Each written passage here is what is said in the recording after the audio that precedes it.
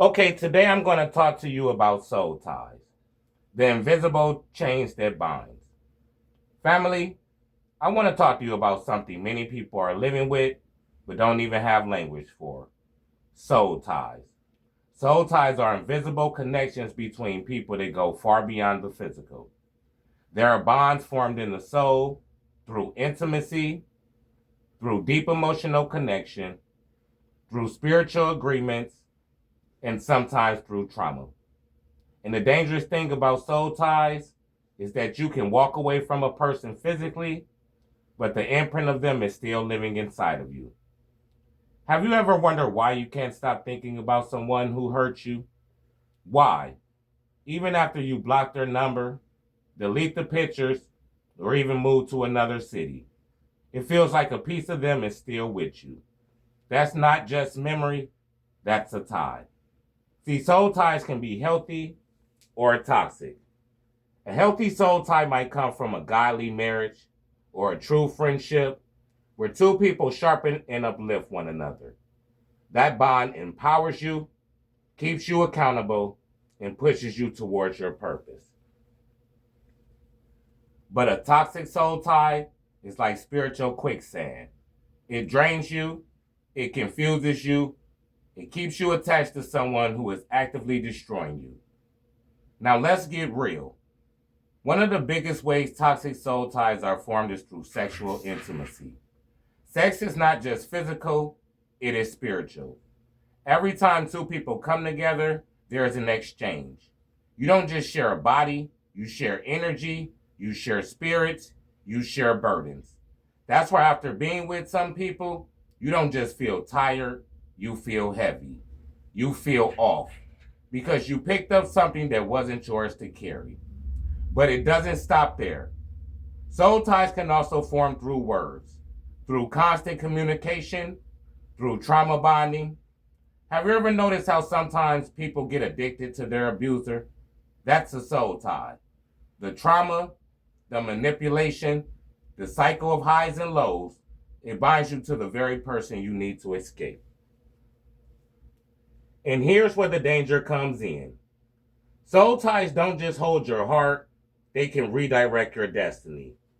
Some of you are wondering why you can't seem to step into your purpose, why you keep repeating the same cycles with different faces. It's because your soul is still entangled with someone you left years ago. Your body moved on, but your soul didn't. So how do you break free?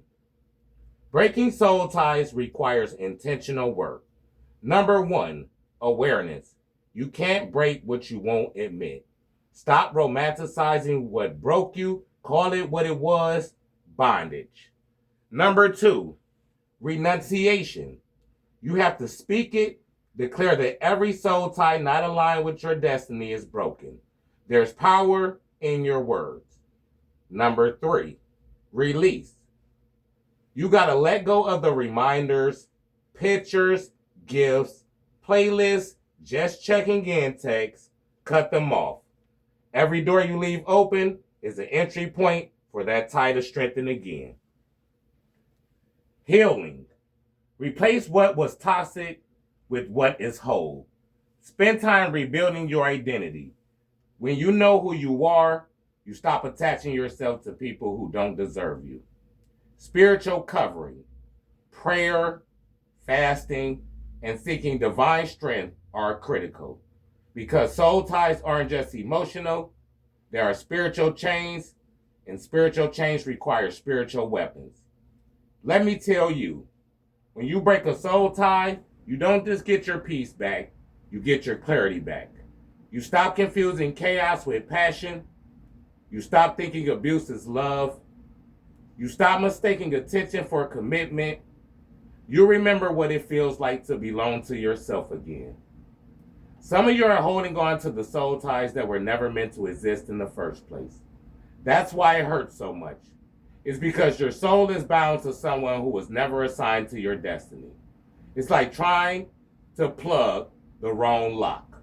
It was never meant to fit. But here's the good news. Chains can break. You don't have to be tied forever. You have to keep living in, you don't have to keep living in emotional slavery. The moment you say no more, I reclaim my soul, I reclaim my mind, I reclaim my body, that's the moment freedom begins. So I'll leave you with this. Who are you still tied to that doesn't deserve access to you? Who are you carrying in your soul that God already released from your life?